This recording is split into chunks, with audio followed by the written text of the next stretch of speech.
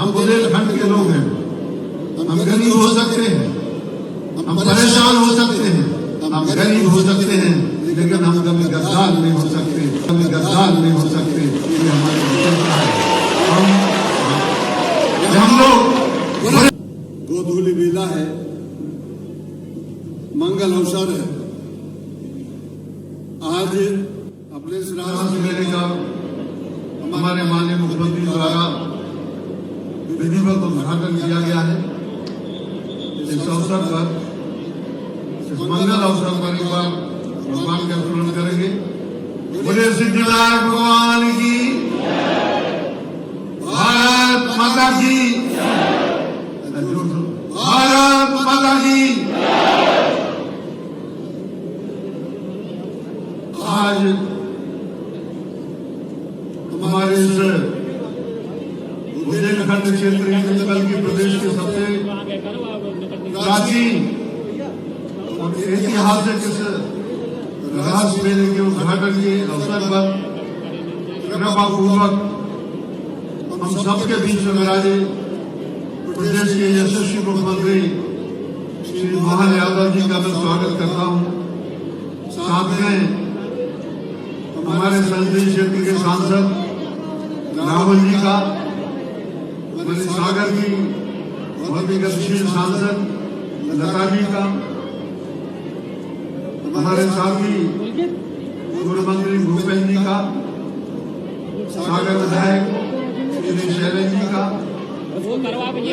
विधायक दिलीप जी का, मंडा विधायक श्री वीरेंद्र मरदास जी का, देवरी विधायक श्री बिहारी पटेल जी का, जिला पंचायत के अध्यक्ष श्री हीरा सिंह जी का, हमारे भारतीय जनता पार्टी के ग्रामीण जिलाध्यक्ष हमारे रानी पटेल जी का, शहरी जिलाध्यक्ष हमारे श्याम तिवारी जी का, हमारे जहाज सिंह जी का और सदानंद जी का, वरिष्ठ विराजमान हमारे सभी वरिष्ठ श्रेष्ठ जनों का मैं सभी का सम्मान है। आपको यथा योग्य प्रणाम करता हूँ, यथा योग्य नमस्कार करता हूँ और सम्मुख उपस्थित मेरे इस बुंदेलखंड क्षेत्र के सभी मेरे क्षेत्रवासियों का, किसानों का, माताओं का, बहनों का, सभी का हृदय से स्वागत करता हूँ। मित्रों, आप सभी जानते हैं कि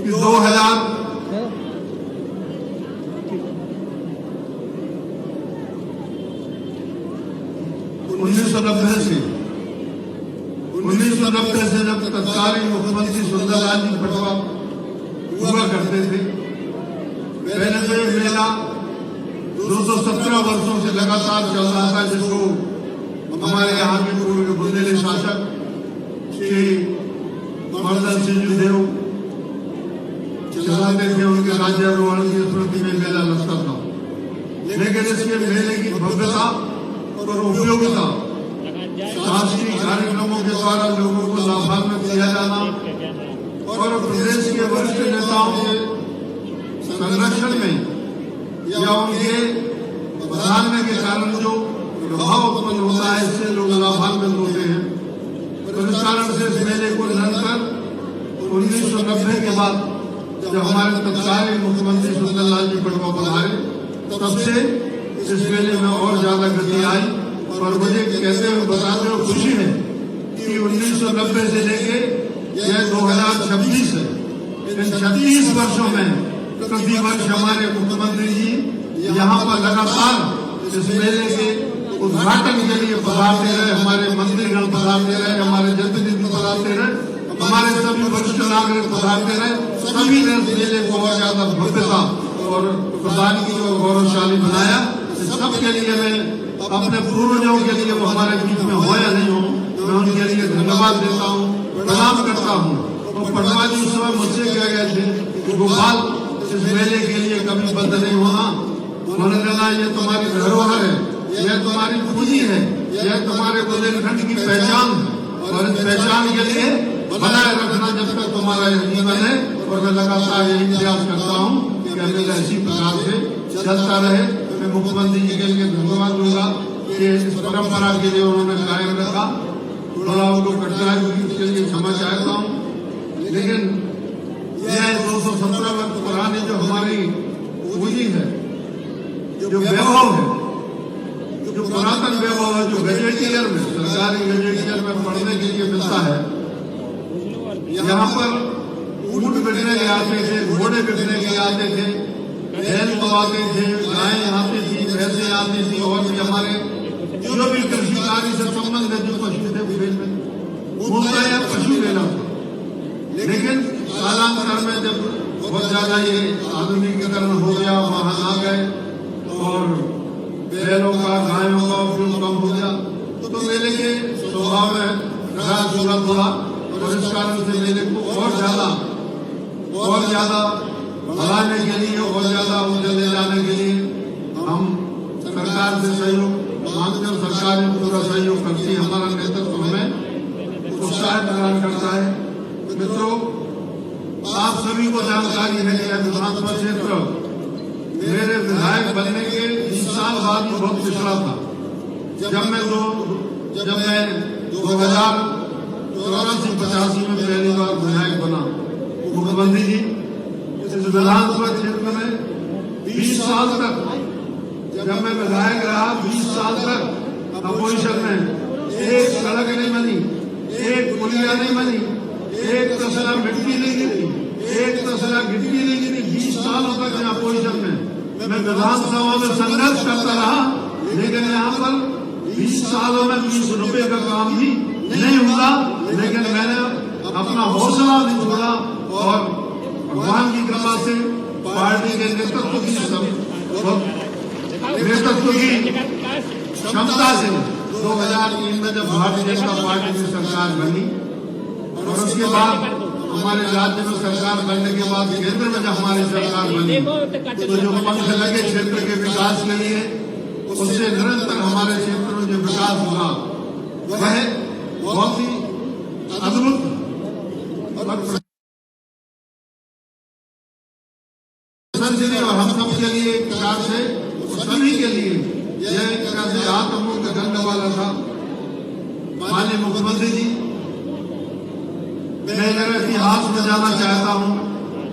हमने आंदोलन किए, मैंने विधायक बनने के पहले जब आंदोलन किए, तत्कालीन मुख्यमंत्री अर्जुन सिंह ने फायरिंग करवा दी आंदोलनकारियों पर। उसमें मैं भी था और हमारे 4 साथी पुलिस की गोलियों से मारे गए। 4 साथी बलिदान हुए थे और उसके बाद लोगों ने तय किया, मैं विधायक बना।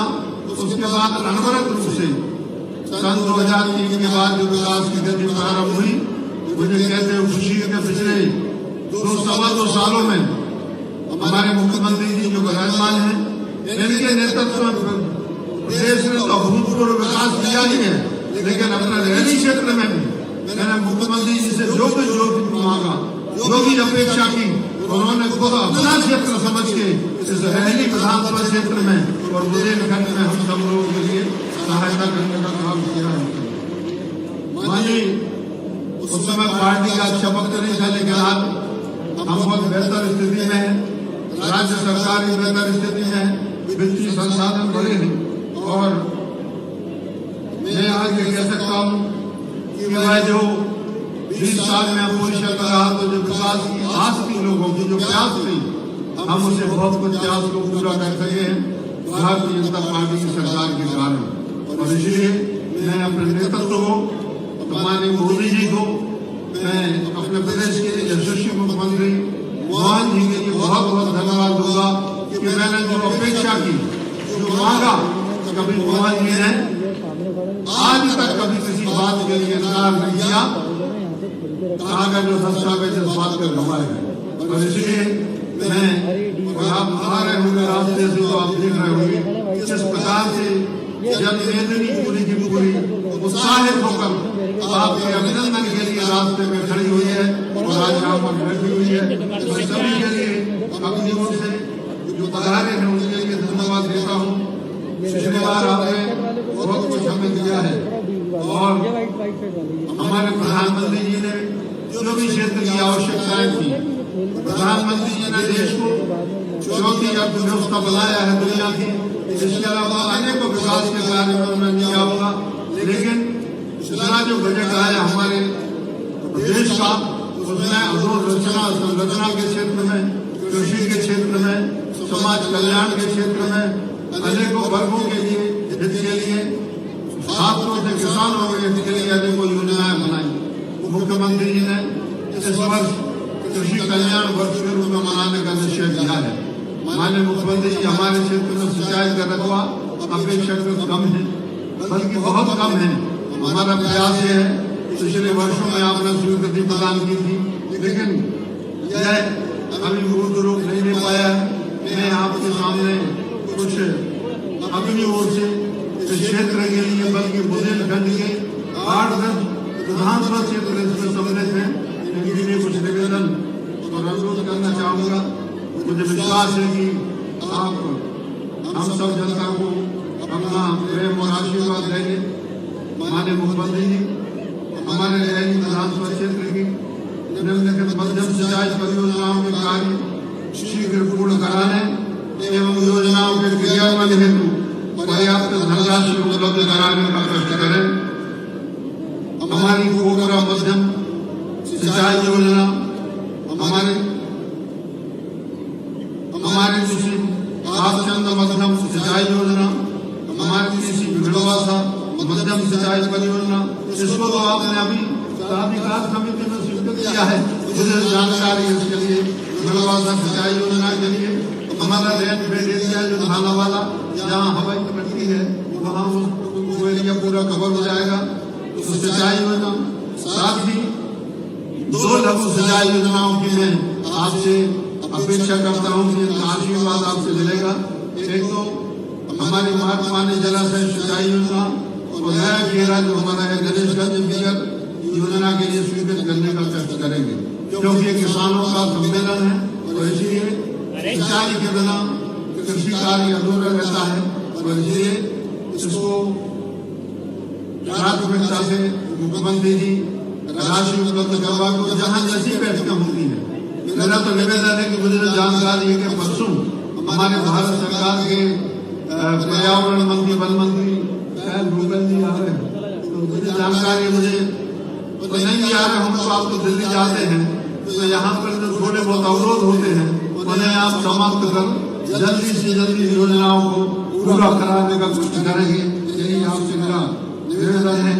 हमारे क्षेत्र में बेरोजगारी बहुत है। पहले यहाँ बीड़ी बनती थी, लेकिन बीड़ी का काम धीरे धीरे कम हो गया, काफी खत्म हो गया, बल्कि बीड़ी की जगह पाउच ने जो गर्दे के पाउच होते हैं उनने स्थान ले लिया। आजकल लड़के नौजवान तो कोई बीड़ी पीते नहीं, सब पाउच खाते हैं, इसलिए बीड़ी बनाने वाला बड़ा वर्ग बेरोजगार हो गया है। आपसे निवेदन है कि मैंने प्रयास करके और आपके आशीर्वाद से अपने विधानसभा क्षेत्र के पटना कगरी के पास MSME के द्वारा उद्योग केंद्र विकसित किया है। बिजली, सड़कें, पानी सभी की वहाँ पर व्यवस्था कर ली गई है, किंतु अभी तक इस केंद्र में कोई भी उद्योग नहीं लगने से क्षेत्र में रोजगार की कठिन समस्या है। निवेदन है कि प्रदेश में आपके प्रयासों से जो कुछ निवेश आ रहा है उसका एक हिस्सा इस क्षेत्र में निवेशित करने हेतु स्वीकृति प्रदान करने की कृपा करेंगे। माननीय मुख्यमंत्री जी, क्षेत्र में 18 वर्ष पहले सन 2005 में उद्यान की महाविद्यालय शुरू हुआ था, जिसके लिए उस समय बजट में लगभग 130 करोड़ रुपए की राशि प्रस्तावित थी, जिसमें से अभी तक कुल राशि 5 करोड़ रुपया ही प्राप्त हुई है 18 वर्षों में। इस राशि के अभाव में भवन नहीं बन पाया और कक्षाएं सुचारू रूप से नहीं चल पा रही है। इसलिए इस वर्ष में हॉर्टिकल्चर कॉलेज के संकाय निर्माण हेतु 20 करोड़ रुपए की राशि स्वीकृत करने के पर करें।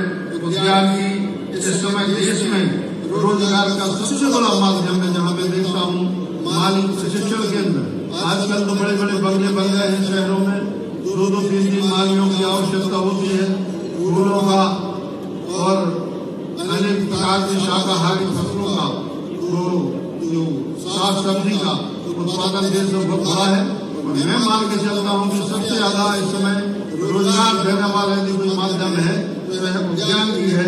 इसके लिए आप निश्चित रूप से प्राथमिकता से करने का कष्ट करें। रैली और गलाकोटा कृषि उपज मंडियों में स्थिति अत्यंत जर्जर है। इनमें प्लेटफार्म निर्माण एवं परिषद के सीमेंटीकरण हेतु 5-5 करोड़ रुपए की राशि स्वीकृत करने का कष्ट करें एवं शायदपुर की उपमंडी के विकास के लिए 1 करोड़ रुपया एवं घाना में उपमंडी स्वीकृत करने का कष्ट करें। उपमंडी हमारी मंडियां हैं, ये बहुत पुरानी हो गई, फर्श वगैरह जो है वो बदले हैं, इसलिए अनाज उसी में फर्श में और मिट्टी के साथ उससे रेत के साथ मिट्टी के साथ मिल जाता है। कृपा कर करने का कष्ट करें। साहेबपुर नगर में संजीवनी विद्यालय स्वीकृत करने का कष्ट करें। साहेबपुर में बालिका हायर सेकेंडरी स्कूल का भवन स्वीकृत करने का कष्ट करें। ग्राम काशी पिपरिया में हमारे यहाँ पुष्पा समाज का एक अच्छा स्थान है। टोरिया है हमारी नौपुर टोरिया क्षेत्र के प्रसिद्ध देवी तीर्थ हरसिद्धि तीर्थ नारगढ़ क्षेत्र में देवी लोक निर्माण और सौंदर्यीकरण करने का कष्ट करें। ग्राम काशी परिया में लवकुश पहाड़ी पर भगवान लवकुश धाम हेतु 5 करोड़ रुपया स्वीकृत करने का कष्ट करें, ताकि वहाँ पर भगवान लवकुश का अच्छा मंदिर बनवा के और हम वहाँ पर सौंदर्यीकरण कर सकें। माननीय मुख्यमंत्री जी, ये हमारे कुशवाहा समाज के बहुत भावना से जुड़ा हुआ विषय है। क्षेत्र के बेरोजगारों को रोजगार पाने हेतु गलाकोटा साहेबपुर नगर में कौशल शिक्षा हेतु ITI की स्वीकृति प्रदान करने की कृपा करें। रैली एवं साहेबपुर की PSC जो हमारा प्राइवेट हेल्थ सेंटर है उसको उन्नयन कर CHC करने का कष्ट करें। गलाकोटा रैली देवरी मार्ग का उन्नयन करने का टूलेन करने का कष्ट करें। ग्राम काशी पिपरिया उदयपुर हेडगढ़ में सब स्टेशन स्वीकृत करने का कष्ट करें बिजली का एवं 108 मंदिर टोलों की सूची हमने विद्युत विभाग को दी है, उसको स्वीकृत कर विद्युतीकरण कराने का कष्ट करें। आदिवासी क्षेत्र गढ़ता में स्थापित रानी दुर्गावती प्रतिमा स्थल का एवं संग्रहालय का विस्तार एवं सौंदर्यीकरण करने हेतु 1 करोड़ रुपये का आवंटन करने की कृपा करें। बुंदेलखंड क्षेत्र की सबसे महत्वाकांक्षी एवं सर्व उपयोगी मांग नर्मदा जी को सुना नदी से जोड़ने का कष्ट करें। इससे 8 विधानसभा क्षेत्रों को बहुत लाभ मिलेगा। गलाकोटा एवं रैली के महाविद्यालय में स्ववित्तीय योजना के संचालित पाठ्यक्रमों को साधनाधीन करने का कष्ट करें। गलाकोटा नगर का 4 लेन रिंग रोड दक्षिणी बाईपास स्वीकृत करने का कष्ट करें। और अंत में गलाकोटा एवं रैली नगर में 1 मेगावाट के सोलर प्लांट का निर्माण कराने की स्वीकृति प्रदान करने की कृपा करें। सब कार्यों को जो मैंने निवेदन किया है आपसे आग्रह किया, इसके लिए बहुत बहुत धन्यवाद। हम सभी लोग पहले भी आपके कृतज्ञ हैं, आगे भी रहेंगे। और एक बात और हम कहना चाहते हैं, हम बुंदेलखंड के लोग हैं, हम गरीब हो सकते हैं, हम परेशान हो सकते हैं, हम गरीब हो सकते हैं, लेकिन हम कभी गद्दार नहीं हो सकते। ये हमारी विशेषता है। हम लोग बुरे समय में सरकार के साथ रहे। जब भारत में सिर्फ 2 सांसद होते थे बीजेपी के, उस समय भी लोगों ने मुझे जिताया। मैं इसी जनता के लिए प्रणाम करता हूँ कि आपने भारतीय जनता पार्टी को बुरे समय में भी आशीर्वाद दिया। सभी के लिए बहुत बहुत प्रणाम। सभी के